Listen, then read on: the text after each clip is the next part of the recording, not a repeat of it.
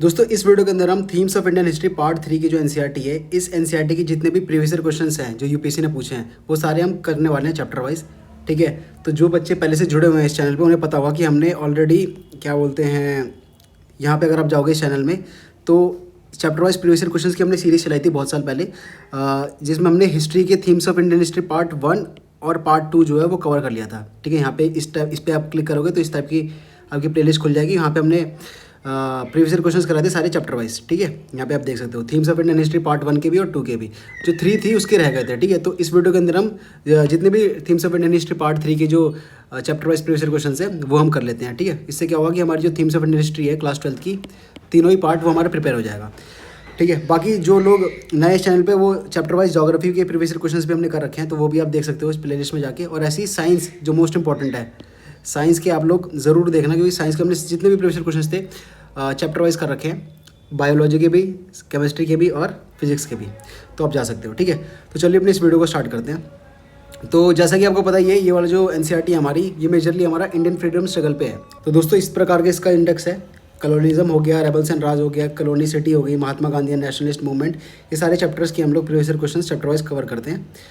तो चलिए अपनी वीडियो को स्टार्ट करते हैं बिना देर करे। सबसे पहला चैप्टर हमारे यहाँ पे देख सकते हो कॉलोनिज्म है। ठीक है, colonialism and the country side. तो इसके प्रीवियस क्वेश्चन हम स्टार्ट करते हैं। यहाँ पे देख सकते हो इस चैप्टर 1 नंबर हमारा 1। तो इसमें देखो सबसे पहला क्वेश्चन हमारा क्या कह रहा है, the Deccan right commission was concern with what. ये CAPF असिस्टेंट कमांडेंट 2014 में पूछा गया है कि भैया जो डेक्कन राइट कमीशन था ये किससे रिलेटेड था। ठीक है, तो इसका दोस्तों जो करेक्ट ऑप्शन होगा हमारा क्या था, वो हमारा ऑप्शन नंबर ए होगा, इनडेप्थनेस ऑफ पीजेंट, इससे रिलेटेड था डेक्कन राइट्स। इसका जो सोर्स है आपको वही हमारी जो क्लास 12 की जो एनसीईआरटी है themes of Indian history part 3, वहाँ पे आपको मिल जाएगा 284 में भी और 276 के अंदर भी। बहुत ही ब्रीफली डिस्कस कर रखा है यहाँ पे कि डेक्कन राइट्स जो था बेसिकली पीजेंट्स के अनपेड बैलेंसेस के ऊपर था। ठीक है, तो यहाँ पे प्रॉपर यहाँ पे दे रखा है, अगर आप पढ़ोगे तो आपको समझ में आ जाएगा। तो उसका करेक्ट ऑप्शन ऑप्शन नंबर ए था, डायरेक्टली हमारा एनसीईआरटी के अंदर से पूछा गया था।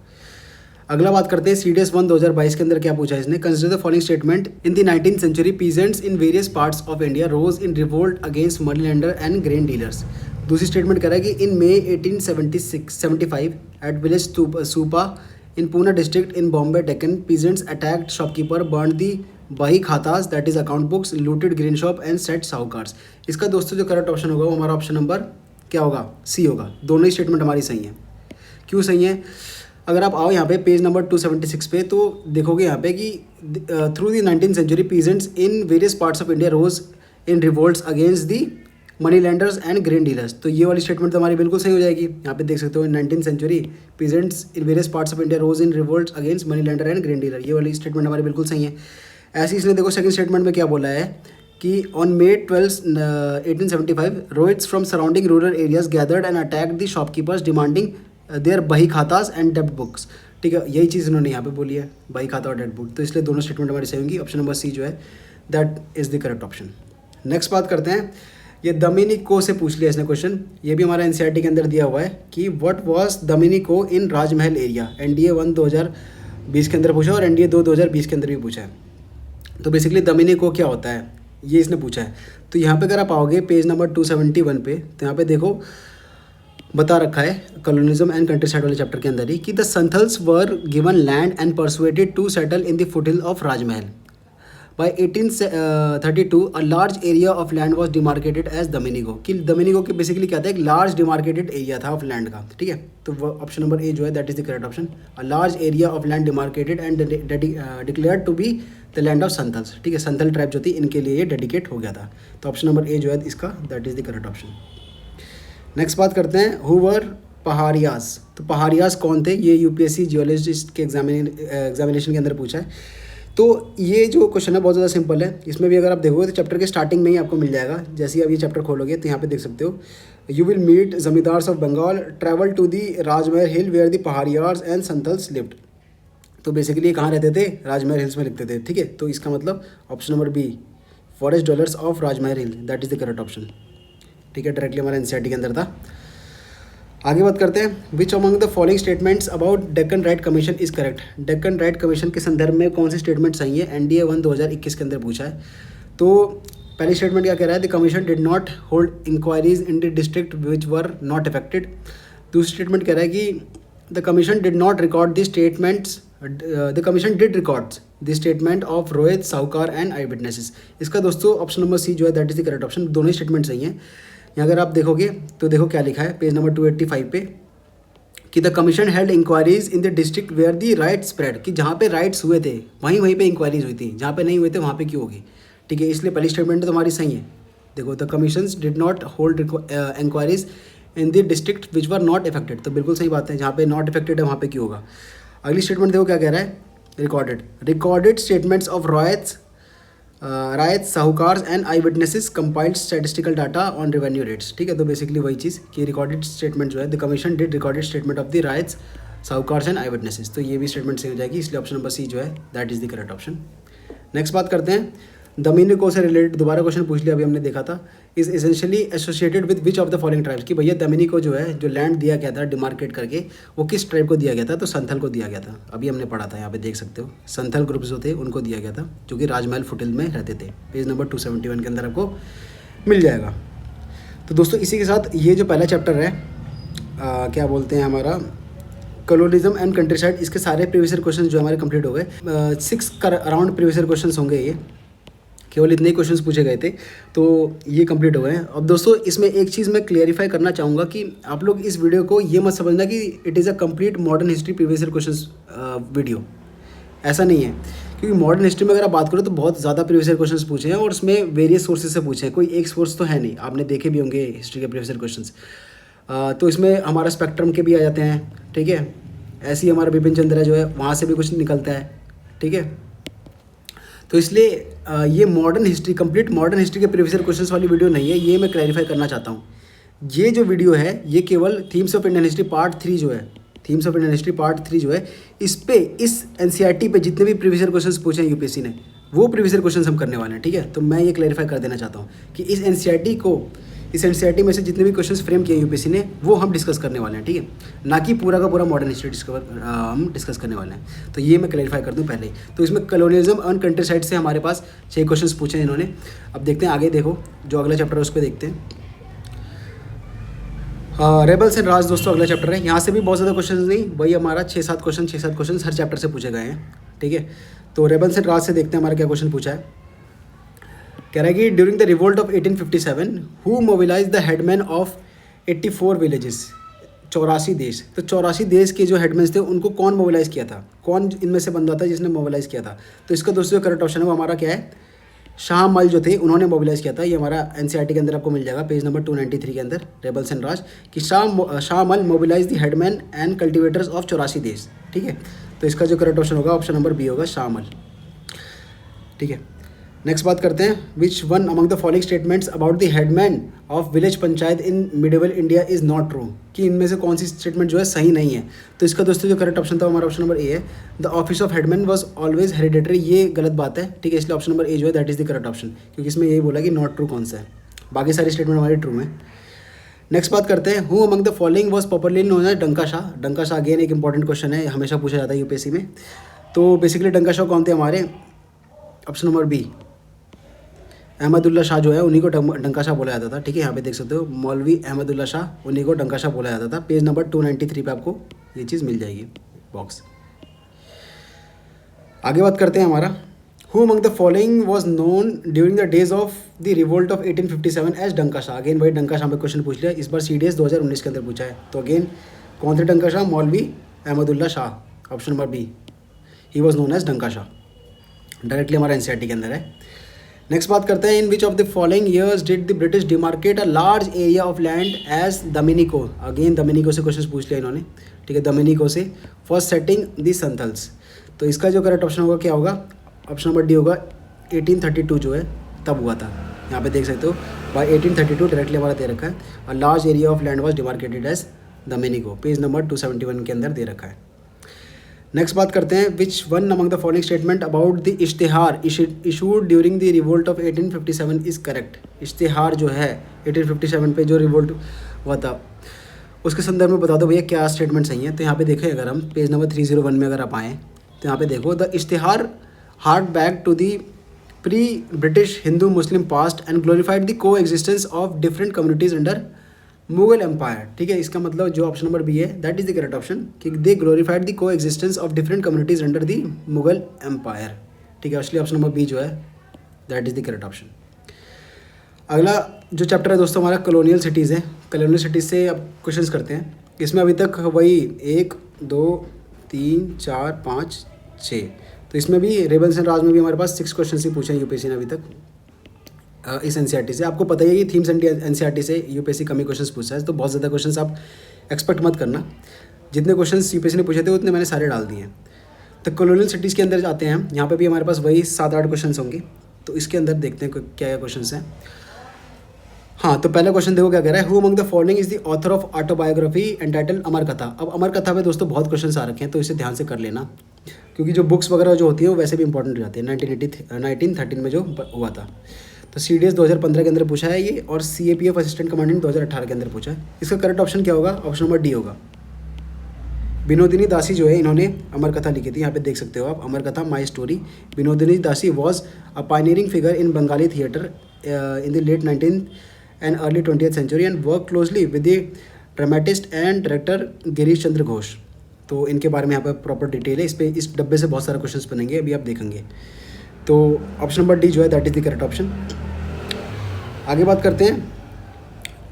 British colonialism in India saw the emergence of new cities. Calcutta, now Kolkata, was one of the first cities which of the following villages were amalgamated to form the city of Calcutta. कि भैया कलकत्ता कौन कौन से विलेजेस को मिला के बना था, ये इसने पूछ लिया है। अब इसका जो सोर्स आपको डायरेक्टली एनसीईआरटी के अंदर मिल जाएगा। पेज नंबर 334 पे अगर आप आओगे, तो पेज नंबर 334 पे अगर आप आओगे तो यहाँ पे देख सकते हो इसके बारे में बता रखा है कि Calcutta had grown from 3 villages called Sultanati, Kolkata and Govindpur, ठीक है। तो सुल्तानती, कोलकाता एंड कलिकता एंड गोविंदपुर, यानी कि ऑप्शन नंबर सी जो है that is the correct option, ठीक है। ऑप्शन नंबर सी जो है that is the correct option, directly हमारा एनसीईआरटी के अंदर पूछा है, पेज नंबर 334 के अंदर। आगे बात करते हैं। Which one among the following cities on the banks of Ganges declined in importance when the railway link to Bombay started operating. कि भैया जब बॉम्बे का जो रेलवे लिंक था वो ऑपरेशनल जब हो गया, तो कौन सा गंगा किनारे जो शहर था, इनमें से कौन सा गंगा किनारे शहर वाला जो था उसकी इंपॉर्टेंस कम हो गई। तो इसका दोस्तों जो करेक्ट ऑप्शन है आपको पेज नंबर 323 के अंदर मिल जाएगा। यहाँ पे अगर आप आओगे, for instance Mirzapur on the Ganges which specialized in collecting cotton and cotton goods from the Deccan declined when a railway link was made to Bombay। यानी कि मिर्ज़ापुर वो शहर था जो डिक्लाइन हो गया था जब railway link of Bombay create हुआ था, यानी कि ऑप्शन नंबर सी जो है that is the correct option.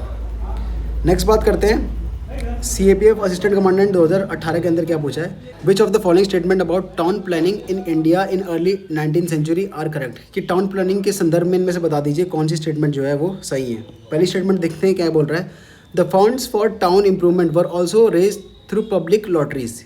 कि पब्लिक लॉटरीज के थ्रू हम जो है फंड्स लेते थे, ये ब्रिटिशर्स जो है फंड्स लेते थे। तो ये स्टेटमेंट बिल्कुल सही है दोस्तों। यहाँ पे अगर आप आओगे पेज नंबर 336 पे, ठीक है, themes of Indian history part वही 3 हमारी एनसीईआरटी। यहाँ पर अगर आप आओगे तो देखो इसने क्या लिखा है, after Wellesley's departure the work of town planning was carried out by the lottery committee, ठीक है, इन 1817। With the help of the government, the lottery committee was so named because the funds for the town improvement were raised through public lotteries। बिल्कुल सही बात है, इसलिए पहली statement तो बिल्कुल सही है। अगली देखो क्या बोल रहा है, this threat of epidemic gave an impetus to town planning in the early decades of 19th century. यानी कि भैया जो एपिडेमिक्स का जो डर था, मलेरिया कॉलरा वगैरह जो था, इसके डर ने अंग्रेजों को एक इम्पिटस दिया, यानी कि एक बूस्ट दिया कि भैया फटाफट टाउन प्लानिंग करो क्योंकि हमें ना पकड़ ले ये चीज़, ठीक है। तो इसलिए ये भी स्टेटमेंट हमारी सही है। यहाँ पे देख सकते हो, the threat of epidemic gave a further impetus to town planning in the next few decades, ठीक है। Cholera started spreading from 1817 and 1896, plague made its appearance, this causes. मतलब बेसिकली ये कि ये जो डिजीज़ थे इनके डर से अंग्रेज और भी जल्दी टाउन प्लानिंग कर रहे थे ताकि अच्छे से ये लोग सेग्रीगेट करके अलग रहें, आइसोलेटेड तरीके से रहें, इंडियंस के साथ घुल मिल के ना रहें। यानी कि दोनों ही स्टेटमेंट सही है। ऑप्शन नंबर सी जो है that is the correct option. आगे बात करते हैं। Initially what was the purpose of setting up of hill station during the colonial period in India. कि भैया हिल स्टेशन सेटिंग अप करने का पर्पस क्या था।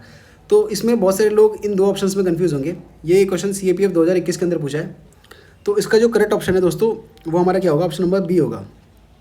बी क्यों होगा, क्योंकि देखो यहाँ पे इसने क्या बोला है, initially what was the purpose. तो इनिशियली अगर हम बात करें तो यहाँ पे देखो क्या लिखा है, the founding and setting of hill station was initially connected with the needs of British army. ठीक है, तो ब्रिटिश आर्मी के संदर्भ में इन्होंने पहले जो हिल स्टेशन है वो बनाए थे ताकि ब्रिटिश आर्मी जो है एक आइसोलेटेड तरीके से रहे, उसके बाद वहाँ पे थोड़ा एक कूल क्लाइमेट के अंदर रहे, रिलैक्स्ड वे में रहे, और मोस्ट इंपॉर्टेंटली जो मेन जनता है वहाँ से दूर रहे ताकि कोई भी बीमारी वगैरह ना फैले वहाँ पे। ठीक है, तो ये पेज नंबर 327 के अंदर दे रखा है, आपको मिल जाएगा। ऑप्शन नंबर बी जो है that is the correct option. Next बात करते हैं, which one among the following commercial centres declined after mid 18th century. तो इनमें से कौन सा कमर्शियल सेंटर है दोस्तों जो डिक्लाइन हो गया था मिड 18th सेंचुरी में? तो वो ढाका था। ऑप्शन नंबर सी जो है ढाका था। पेज नंबर 320 पे अगर आप जाओगे तो यहाँ पे देख रखा है, from the mid 18th century there was a new phase of change. Commercial centers such as Surat, Musulipatam and Dhaka, which had grown in 17th century, declined when trade shifted to other places. ठीक है, तो कौन कौन से decline हुए? Masulipatnam, Dhaka and सूरत, ये decline हो गए। ऑप्शन में केवल ढाका, इसलिए ऑप्शन नंबर सी जो है that is the correct option. Next बात करते हैं, which one among the following statement about Binodini Dasi, a pioneering figure in Bengali theatre in the late 19th and 20th century is correct. वही बिनोदिनी दासी मैंने आपको बताया था, अमर कथा वाली। तो इसने देखो पहले स्टेटमेंट क्या बोले, she was one of the prime movers behind the setting of Star Theatre in 1883 इन कलकत्ता। दूसरी स्टेटमेंट क्या है, she serialised her autobiography Amar Katha between 1910 and 1913। देखते हैं क्या है, दोनों स्टेटमेंट सही हैं? तो देखो बिल्कुल सही है। She was the one prime movers behind the setting up of Star Theatre in 1883। उसके बाद देखो इन्होंने क्या बोला है, between 1910 and 1913 she serialise her autobiography Amar Katha. यानी कि दोनों ही स्टेटमेंट हमारी क्या है, दोनों ही स्टेटमेंट हमारी सही है, इसलिए ऑप्शन नंबर सी जो है that is the correct option. आगे बात करते हैं, which one among the following was the main purpose of the lottery committee. Again वही लॉटरी कमेटी से पूछ लिया। तो लॉटरी कमेटी हमने देखा था, लॉटरी कमेटी का क्या मेन पर्पस था? भैया पब्लिक से पैसे ले वो ताकि टाउन प्लानिंग में हेल्प हो सके। ठीक है, तो यानी कि क्या होगा, organising town planning. Option number C जो है that is the correct option. आगे बात करते हैं, who among the following pioneering Bengali women serialise her autobiography Amar Katha between 1910 and 1913। ये अगेन सीडीएस 1 2022 के अंदर पूछ लिया यूपीएससी ने। तो अगेन कौन थी वो? बिनोदिनी दासी थी। ऑप्शन नंबर ए जो है that is the correct option. आगे बात करते हैं, वही सेम कहानी अमर कथा, हु ऑटोबायोग्राफी किनकी थी? ये बिनोदिनी दासी की थी। ऑप्शन नंबर ए, ये CISF LDCE के अंदर पूछ लिया 2020 में। नेक्स्ट बात करते हैं, name the Indian financier who funded the building of Bombay university clock tower. इसका दोस्तों करेक्ट ऑप्शन होगा हमारा ऑप्शन नंबर बी होगा। प्रेमचंद रॉयचंद जो थे उन्होंने ये किया था। यहाँ पे देखो क्या लिखा है, Indians gave money for some of this building. The university hall was made with money donated by Sir Cowasji Jehangir, a rich Parsi merchant. ठीक है, उसके देखो आगे क्या लिखा है, the university library clock tower was similarly funded by the banker Premchand Roychand. ठीक है, तो प्रेमचंद जो थे इन्होंने बेसिकली फंडेड किया था। ऑप्शन नंबर बी जो है that is the correct option. Next बात करते हैं दोस्तों, इसके बाद ये वाला चैप्टर है हमारा कौन सा, कॉलोनियल सिटीज़, ये हमारा कंप्लीट हो चुका है। तो इसमें भी वही हमारे बेसिकली 7-8 होंगे प्रीवियस ईयर क्वेश्चंस। 1 2 3 4 5 6 7 8 9 10 11। तो 11 प्रीवियस ईयर क्वेश्चंस दोस्तों इसमें थे। ठीक है, 11 प्रीवियस ईयर क्वेश्चंस इस चैप्टर से बनाए थे यूपीएससी ने, अभी तक हमने सारे कंप्लीट कर लिए। अब आगे बात करते हैं Mahatma Gandhi and nationalist movement. इसमें मेरे हिसाब से 14 से 15 प्रीवियस ईयर क्वेश्चन है। ठीक है, तो इसको भी फटाफट कंप्लीट कर लेते हैं क्योंकि आपका 14 सितंबर को एग्जामिनेशन है, तो मैं चाह रहा हूँ कि ये फटाफट वीडियो अपलोड हो जाए। तो Mahatma Gandhi and nationalist movement जो है इसमें भी देख लेते हैं। पहला क्वेश्चन क्या कह रहा है, इन 1942 दी प्रति सरकार वॉज स्टार्टेड इन। तो इसमें पूछ रखा है प्रति सरकार जो है भैया वो कहाँ स्टार्ट हुई थी? तो कहाँ स्टार्ट हुई थी? सतारा इन महाराष्ट्र। ऑप्शन नंबर डी जो है that is the correct option. Page number 363 पर अगर आप जाओगे तो देखो इसने यही बता रखा है, देखो सतारा 1943 के अंदर बता रखा है, महाराष्ट्र के अंदर ये जो प्रति सरकार था ये स्टार्ट हुई थी। ठीक है, आप पढ़ सकते हो, themes of Indian history part 3 के अंदर दे रखा है। नेक्स्ट कह रहा है कि भैया on whose advice did Gandhi ji spent a year travelling around India in 1959 and 1960। CISF के अंदर पूछा है 2020 के अंदर कि भैया किसके एडवाइस पे गांधी जी जो है पूरा भारत उन्होंने घूमा था और भारत को समझने की कोशिश करी थी। तो किसके एडवाइस पे? GK गोखले जी के एडवाइस पे जो है इन्होंने किया था। बहुत फेमस क्वेश्चन है, ऑप्शन नंबर सी जो है that is the correct option. बाकी इसका सोर्स मैं आपको बताता हूँ, पेज नंबर 347। यहाँ पे अगर आप आओगे, on Gokhale's advice Gandhi ji spent a year travelling around British India getting to know the land and its peoples. ठीक है, तो इसलिए ऑप्शन नंबर सी जो है that is the correct option. आगे बात करते हैं, Gandhi ji's first major public appearance in India happened in which of the following cities. अब ये वाला क्वेश्चन दोस्तों इतना इंपॉर्टेंट है कि इसको आप अभी रट लो, बात का वेट मत करो, क्योंकि ये अभी क्वेश्चन आप देखो कितनी बार रिपीटेड हुआ है। अभी यहीं पे देख लो, CISF 2022 के अंदर पूछा है, EPFO 2020 के अंदर पूछा है, CDS 2021 के अंदर पूछा है, NDA 2021 के अंदर पूछा है, अभी आगे भी बहुत ज़्यादा पूछा है। तो इन्होंने कहाँ पे सबसे बड़ी अपनी पहली मेजर पब्लिक अपीयरेंस दी थी गांधी जी ने, तो वो कहाँ पे दी थी? बनारस में दी थी, ठीक है। BHU में इन्होंने पहली पब्लिक अपीयरेंस दी थी। ऑप्शन नंबर बी जो है that is the correct option. यहाँ पे देखेंगे अगर हम, देखो his first major public appearance was at the opening of Banaras Hindu university in February 1916। ये आप याद रखना बस, ठीक है, कि बनारस हिंदू यूनिवर्सिटी में उन्होंने पहली अपनी पब्लिक अपीयरेंस दी थी 1916 के अंदर, क्योंकि ये क्वेश्चन बहुत ज़्यादा रिपीटेडली पूछा गया। आगे बात करते हैं, which one among the following Indian cities was labelled as urbs prima in Indis after the opening of the Suez canal in 1869 and its link with the world economy. तो इनमें से कौन सी सिटी को बोला गया है भैया ये प्राइमा ऑफ इंडीज़? तो ये ऑप्शन नंबर ए जो है बॉम्बे, इसको बोला गया है। देखो यहाँ पे देखोगे, अगर 339 के अंदर अगर आप आओ, पेज नंबर कॉलोनियल सिटीज़ वाले के अंदर आप आओ, तो यहाँ पे देखो बता रखा है, in 1869 the Suez canal was opened and this further strengthen the Bombay's link with the world economy. The Bombay government and Indian merchant use this opportunity to declare Bombay as urbs prima in India in Indis, a Latin phrase meaning the most important city in of India. इसका मतलब क्या है? Most important city of India. इसका मतलब भी हो सकता है आगे पूछ ले, तो आपको याद होना चाहिए, ठीक है। तो कौन सा था? बॉम्बे था। आगे बात करते हैं, when and where did Mahatma Gandhi make his first appearance public appearance in India on coming back from South Africa after 2 decades। तो वही जो मैंने आपको बताया था, ये क्वेश्चन हमेशा आएगा, हमेशा पूछा जाएगा ये क्वेश्चन। तो कहाँ पे इन्होंने पहली पब्लिक अपीयरेंस दी थी? गांधी जी ने बनारस हिंदू यूनिवर्सिटी में दी थी 1916 के अंदर। यहाँ पे देख सकते हो, मैं बार बार इसीलिए दिखा रहा हूँ, बनारस हिंदू यूनिवर्सिटी February 1916 में his first major public appearance. ये क्वेश्चन क्योंकि बहुत ज़्यादा इंपॉर्टेंट है। आगे बात करते हैं, when and where was the demand of Purna Swaraj और complete independence made by Indian National Congress. तो भैया पूर्ण स्वराज की सबसे पहले और सबसे ज़ोरदार डिमांड कहाँ पे करी गई थी? तो लाहौर में करी गई थी। 1929 के अंदर लाहौर में करी गई थी पूर्ण स्वराज की मांग, ठीक है। यानी कि ऑप्शन नंबर बी जो है that is the correct option. Page number 355 के अंदर आपको ये पैराग्राफ मिल जाएगा। नेक्स्ट बात करते हैं, where did Gandhi ji initially force the techniques of satyagraha. कि भैया सत्याग्रह की बेसिकली टेक्निक्स और उनकी तैयारियाँ कहाँ से स्टार्ट हो गई थी? तो भैया साउथ अफ्रीका से स्टार्ट हो गई थी। ऑप्शन नंबर बी जो है that is the correct option. NDA 1 और NDA 2 2020 के अंदर पूछा है ये। पेज नंबर 347 पे अगर आप आओगे तो देखो बता रखा है ये कि the making of Mahatma, it was in South Africa that Mahatma Gandhi first forced the distinctive techniques of non violent protest known as satyagraha first prompted harmony between religion. कि भैया सत्याग्रह वगैरह ये जो है नॉन वायलेंस प्रोटेस्ट जो है ये इन्होंने कहाँ से सीखा? साउथ अफ्रीका से सीखा और वहाँ पे इंडिया में इंप्लीमेंट किया। इसलिए ऑप्शन नंबर बी जो है that is the correct option. Next बात करते हैं, NDA 1 और NDA 2 2020 के अंदर पूछा है, which one among the following American news magazine was highly sceptical of Gandhi ji's Dandi march initially but within a week completely changed its opinion and saluted him as a saint and statesman। कि भैया इनमें से कौन सी magazine है जिसने starting में तो जब गांधी जी ने अपनी डांडी मार्च स्टार्ट करी थी तो बहुत ज़्यादा शक की निगाह से देख रहे थे कि गांधी जी जैसा दुबला पतला आदमी ये कंप्लीट कर भी पाएगा या नहीं। बट जैसे जैसे उन्होंने कंप्लीट किया तो उन्होंने उसे बहुत ज़्यादा कमेंट किया, अपनी मैगजीन के अंदर बहुत ज़्यादा तारीफ करी और उन्हें क्या टाइटल दिया? सेंट एंड स्टेट्समैन का टाइटल दिया। तो कौन सी मैगजीन थी भैया? वो टाइम मैगजीन थी, बहुत ज़्यादा फेमस। ऑप्शन नंबर सी जो है दैट्स द करेक्ट ऑप्शन। यहाँ पे आप इसे देख सकते हो, डायरेक्टली सोर्स आपको मिल जाएगा। The progress of salt march can also be traced from another source that is American news magazine Time, ठीक है।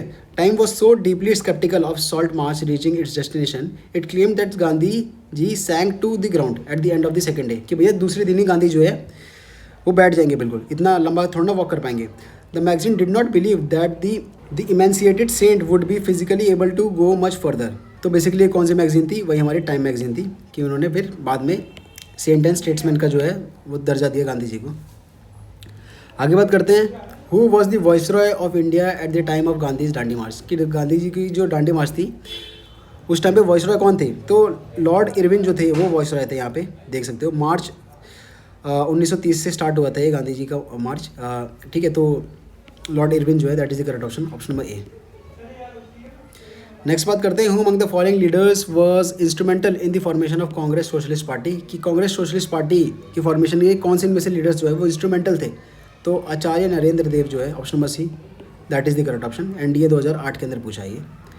आगे बात करते हैं, in India the first major public appearance of Mahatma Gandhi was in, बहुत ज़्यादा सिंपल क्वेश्चन, कहाँ पे था भैया, inauguration of Banaras Hindi university 1916, ठीक है, सिंपल है। नेक्स्ट बात करते हैं, who among the following socialist activist persuaded Gandhi ji not to restrict the salt march protest to man alone, कि भैया केवल सॉल्ट मार्च प्रोटेस्ट आप केवल मैन से ही मत करवाइए, इसमें वुमेन को भी शामिल करिए। ये किसने बोला था, ये कमला देवी चट्टोपाध्याय ने बोला था। पेज नंबर 360 पे अगर आप जाओगे तो यहाँ पे देख रखते हो, Kamala Devi Chattopadhyay had persuaded Gandhi ji not to restrict the protest to man alone, ठीक है। Kamala Devi was herself one of the numerous women who courted arrest by breaking the salt law, इन्हें ये भी बाद में मतलब अरेस्ट हो गई थी, इसलिए ऑप्शन नंबर ए जो है that is the correct option. Next बात करते हैं, which one among the following statement about India's independence struggle is correct, CAPF 2018 के अंदर पूछा है कि इनमें से कौन सी स्टेटमेंट जो है भैया वो क्या है, वो सही है। पहली स्टेटमेंट क्या कह रहा है, the formal transfer of power on 15 August 1947 heralding India's independence was announced by Lord Mountbatten, बिल्कुल सही बात है। Mahatma Gandhi was not present at the festive in capital on 15 August 1947, कि भैया महात्मा गांधी जो थे वो कैपिटल में प्रेजेंट नहीं थे उस टाइम पे, बिल्कुल सही बात है। वो कहाँ पे थे, कलकत्ता में थे। इसका सोर्स देख लेते हैं, देखो सेकंड स्टेटमेंट का देखो क्या बोल रहा है, as it happened Mahatma Gandhi was not present at the festivities in the capital on August 15, 1947, he was present in Calcutta, ठीक है। वहाँ पे वो राइट्स वगैरह को कंट्रोल कर रहे थे महात्मा गांधी, इसलिए सेकंड स्टेटमेंट हमारी सही हो जाएगी। पहली स्टेटमेंट भी हमारी सही होगी, देखो in February 1947 Wavell was replaced as viceroy by Lord Mountbatten, ठीक है, और the formal transfer of power was fixed for 15 August, तो उस टाइम पे जो वाइसरॉय थे वो लॉर्ड माउंटबेटन ही थे, तो उन्होंने ये फाइनली अनाउंस किया था, इसलिए ऑप्शन नंबर सी जो है that is the correct option, दोनों स्टेटमेंट हमारी सही है। नेक्स्ट बात करते हैं, who among the following in Congress represented the socialist view, कि भैया कांग्रेस में ये इनमें से कौन से लीडर हैं बता दो जिनके सोशलिस्ट व्यू थे, CAPF 2018 के अंदर पूछा गया ये। तो ऊपर भी हमने बात करी थी इनके बारे में, नरेंद्र देव जो थे इनके सोशलिस्ट व्यू थे, इसलिए ऑप्शन नंबर बी जो है that is the correct option. आगे बात करते हैं, in 1921 during which one among the following tours Gandhi ji shaved his head and began wearing loin cloth in order to identify with the poor, कि इनमें से कौन से जगह पे 1921 में गांधी जी ने अपना सर जो है वो मुंडवा लिया था और धोती धारण कर ली थी, किस लिए धारण कर ली थी, ताकि वो गरीबों का प्रतिनिधि बने और गरीबों से अपनी आइडेंटिटी क्या करें, रिलेट करें और ज़्यादा से ज़्यादा लोग उनसे जुड़ें। तो वो साउथ इंडिया में किया था उन्होंने, कहाँ पे किया था, साउथ इंडिया में। पेज नंबर 352 पे अगर आप आओगे तो यहाँ पे देख सकते हो, in 1921 during a tour of South India Gandhi ji shaved his head and began wearing loin cloth, ठीक है, in order to identify with the poor, तो ये इन्होंने अपीयरेंस वहाँ पे स्टार्ट करी थी। आगे बात करते हैं, where did Gandhi ji put his first major public appearance after returning to South Africa, कहाँ पे करी थी, बहुत सिंपल, बनारस हिंदी यूनिवर्सिटी, कब करी थी, 1916 में, ठीक है, और टू बी प्रिसाइज फरवरी में। आगे बात करते हैं, who among the following is the author of Gandhi as Mahatma, Gandhi as Mahatma के ऑथर कौन हैं, तो गांधी एज महात्मा के ऑथर हैं ऑप्शन नंबर बी शाहिद अमीन जो है, ये गांधी एज महात्मा के ऑथर हैं। पेज नंबर 354 पे अगर आप आओगे तो यहाँ पे देख सकते हो, फ्रॉम शाहिद अमीन गांधी एज महात्मा, ये इन्होंने लिखा था, ठीक है, गांधी जी के बारे में। तो यहाँ पे देख सकते हो कितनी छोटी छोटी जगह से यूपीएससी ने क्वेश्चंस फ्रेम करे हैं। आगे बात करते हैं, a bunch of old letters originally published in 1958 is a collection of letters return to and by, तो इसका जो करेक्ट ऑप्शन होगा option number C, Jawaharlal Nehru के जो ये कलेक्शन था, ये बंच ऑफ ओल्ड लेटर्स। अब दोस्तों ये चीज़ें पे ज़्यादा ध्यान देना आप, जैसे ये बंच ऑफ ओल्ड लेटर्स हो गया, ये बुक्स हो गए, गांधी एज महात्मा, ऐसी अमर कथा हो गई, ठीक है। ये जो बुक्स हैं ना, इसे आप हमेशा अपने जो नोटबुक है इनके अंदर लिख देना कि इन्होंने, इनके ऑथर बेसिकली कौन थे, ठीक है, और थोड़ी बहुत इन्फॉर्मेशन, क्योंकि ये जो है स्टैटिक का पार्ट होता है और ये कभी भी पूछा जाता है और हर एग्जामिनेशन के अंदर पूछ लेगा ये, चाहे एफकेट के में पूछ देगा, चाहे अभी IB के होने वाला है इसके अंदर भी पूछ देगा, ठीक है। तो ये आपको पता होना ही चाहिए, ठीक है, बुक्स का मैच द फॉलोइंग में आ जाता है और ये ईजी टू सॉल्व होता है, एक बार आपने पढ़ लिया बस हमेशा के लिए जो हो गया। तो यहाँ पे देख सकते हो बंच ऑफ ओल्ड लेटर्स जो है, Nehru edited a collection of letters written to him during the national movement and published a bunch of old letters, ठीक है। तो ये आपको मिल जाएगा पेज नंबर 367 के अंदर। नेक्स्ट क्वेश्चन देखते हैं दोस्तों क्या कह रहा है, which one among the following statement about तूफान दल्स ऑफ 1943 इज नॉट करेक्ट, कि तूफान दल के संदर्भ में इनमें से कौन सी स्टेटमेंट सही नहीं है। तो इसका दोस्तों करेक्ट ऑप्शन है हमारा ऑप्शन नंबर ए, दे ब्लू अप रेलवे ब्रिज, ऐसा कुछ भी यहाँ पे नहीं दे रखा। पेज नंबर 363 पे अगर आप जाओगे तो देखो यहाँ पे बता रखा है कि बेसिकली तूफान दल्स क्या थे, हमारे एक तो प्रति सरकार ये लोग चलाते थे, ठीक है, यहाँ पे ये चीज़ दे रखी है, प्रति सरकार चलाते थे। उसके बाद कंस्ट्रक्टिव वर्क करते थे, बिल्कुल सही बात है। पीपल्स का कोर्ट भी ये रन करते थे, यहाँ पे ये देख सकते हो, दे रन पीपल कोर्ट, ये भी ठीक बात है। लेकिन रेलवे ब्रिज के बारे में ऐसा कुछ भी यहाँ पे दे नहीं रखा, ठीक है। तो इसमें नॉट करेक्ट पूछा है, इसलिए ऑप्शन नंबर ए जो है that is the correct option. Next बात करते हैं, which one among the following is not correct about Mahatma Gandhi Dandi Yatra और सॉल्ट मार्च, कि इनमें से दांडी यात्रा और सॉल्ट मार्च के संदर्भ में कौन सी स्टेटमेंट यहाँ पे सही नहीं है। CAPF 2020 के अंदर पूछ लिया ये। तो देखो इसमें क्या बोल रहा है। पहली स्टेटमेंट क्या कह रहा है कि it was the first national activity in which women participated in large number, ठीक है। दूसरी स्टेटमेंट कह रहा है कि Gandhi ji allowed the women participate in at the request of Kamala Devi Chattopadhyay, बिल्कुल सही बात है, ऊपर हमने देखा भी है। तीसरी स्टेटमेंट कह रहा है कि the March was fully covered by the western press, बिल्कुल सही बात है, हमने देखा भी है कि टाइम मैगजीन ने भी ये कवर किया था, बिल्कुल सही बात है। अगली स्टेटमेंट तो क्या कह रहा है, the march began after the failure of first round table conference in London. यहाँ पे दोस्तों कैच है, कैच क्योंकि जो फर्स्ट राउंड टेबल कॉन्फ्रेंस जो हमारी हुई थी वो हमारी कब हुई थी, नवंबर 1930 में हुई थी। और जो हमारा मार्च हुआ था वो तो हमारा सॉल्ट मार्च जो हुआ था वो हमारा मार्च से अप्रैल के महीने के बीच में हुआ था, ठीक है, यहाँ पे देख सकते हो। तो टाइम हमारा जो सॉल्ट मार्च था वो फर्स्ट राउंड टेबल कॉन्फ्रेंस से पहले हुआ था, इसलिए ऑप्शन नंबर डी जो है that is the correct option, क्योंकि यहाँ पे इसने इनकरेक्ट पूछा, इसलिए ये वाली स्टेटमेंट हमारी इनकरेक्ट हो जाएगी, इसलिए ऑप्शन नंबर डी जो है that is the correct option. Next बात करते हैं, सॉल्ट सत्याग्रह के बारे में पूछा इसने असिस्टेंट कमांडेंट 2012 के अंदर, कि बेसिकली ये क्या था, सॉल्ट सत्याग्रह क्या था। तो हमारा क्या था ये, option number B, it showed to the government that Indians would break unfair law, कि भैया अनफेयर लॉ जो फालतू का टैक्सेशन सिस्टम है, नमक पे भी इस टाइप की जो चीज़ें हैं उस पर इंडियंस नहीं सहेंगे, ठीक है।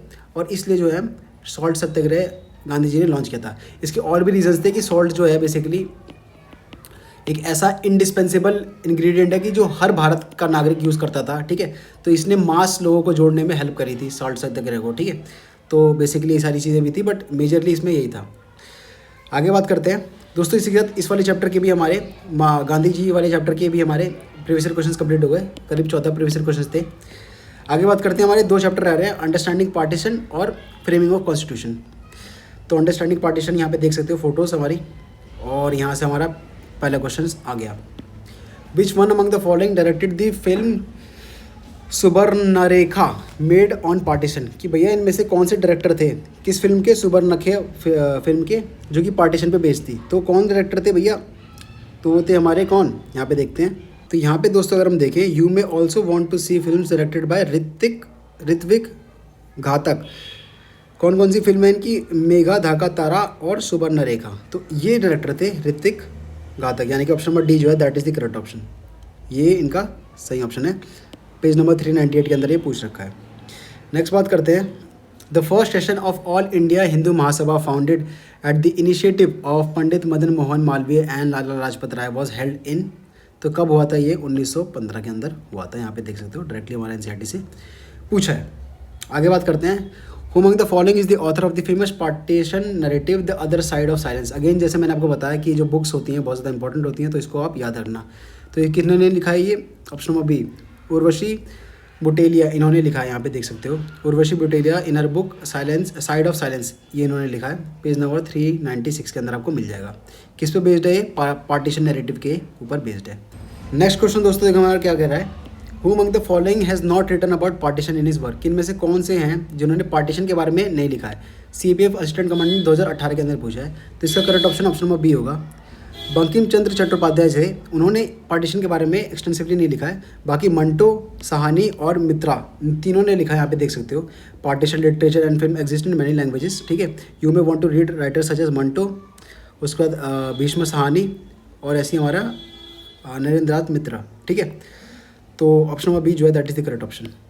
नेक्स्ट बात करते हैं, who did not accompany Gandhi ji during his visit to NWFP, यानी कि नॉर्थ वेस्ट फ्रंटियर प्रोविंस।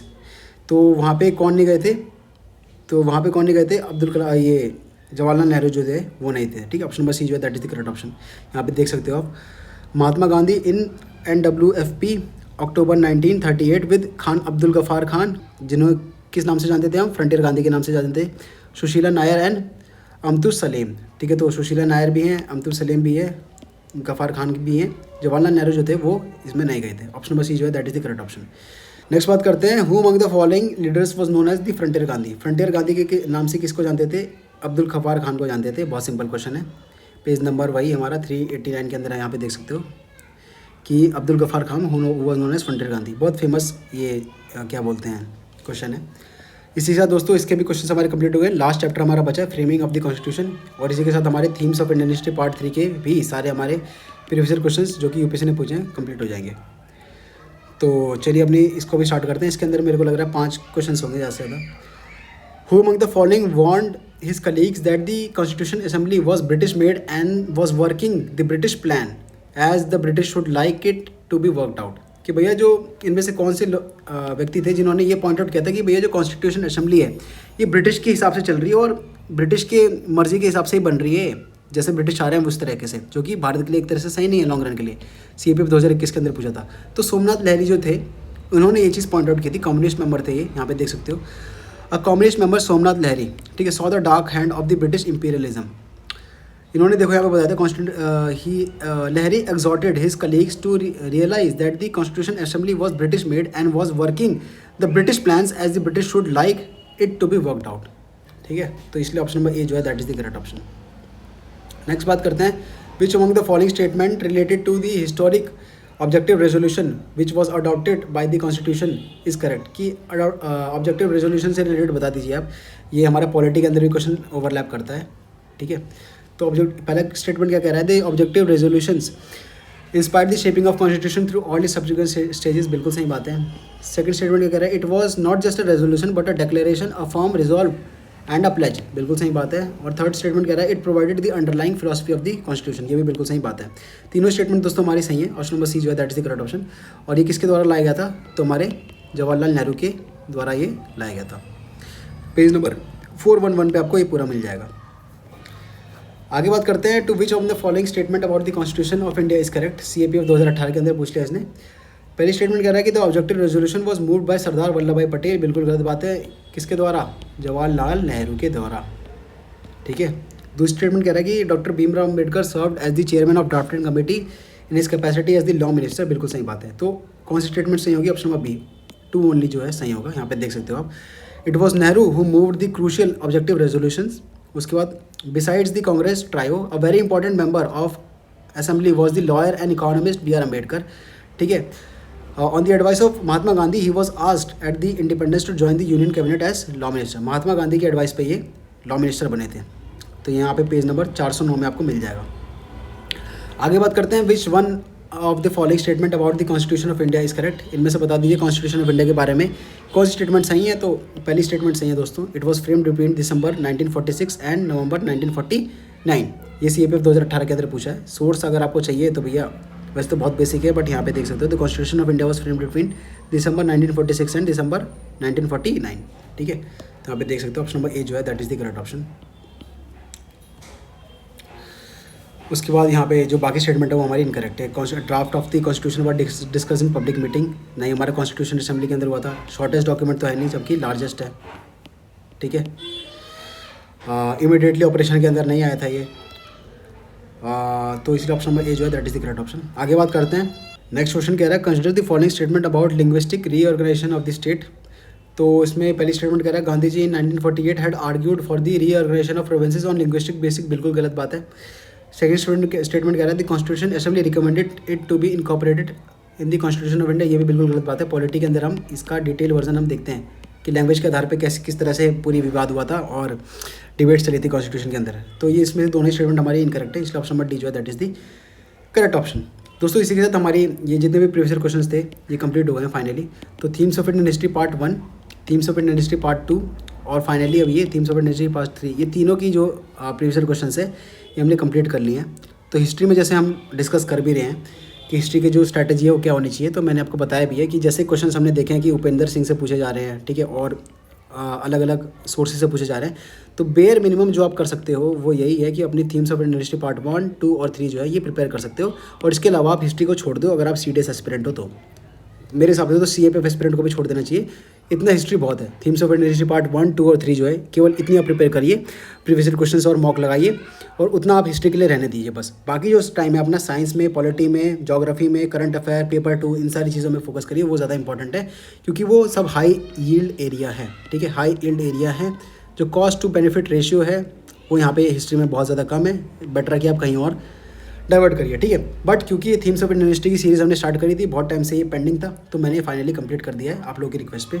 तो दोस्तों this was all about this video. इसकी पीडीएफ आपको सारे प्रीवियस क्वेश्चन की आपको टेलीग्राम के अंदर मिल जाएगी, जियो स्टडीज़ कॉर्नर, ठीक है, जियो स्टडीज़ कॉर्नर सर्च करना बिना स्पेस दिए, टेलीग्राम के अंदर मिल जाएगी, वहाँ पे आप कनेक्ट हो सकते हो। वहाँ पे आपको पीडीएफ मिल जाएगी। थीम 1 की ऑलरेडी और थीम 2 की ऑलरेडी अपलोडेड है, थीम 3 की मैं अपलोड कर दूंगा। तो दोस्तों this was all about this video. मिलते हैं आपको अगली वीडियो में, तब तक के लिए जय हिंद, जय भारत।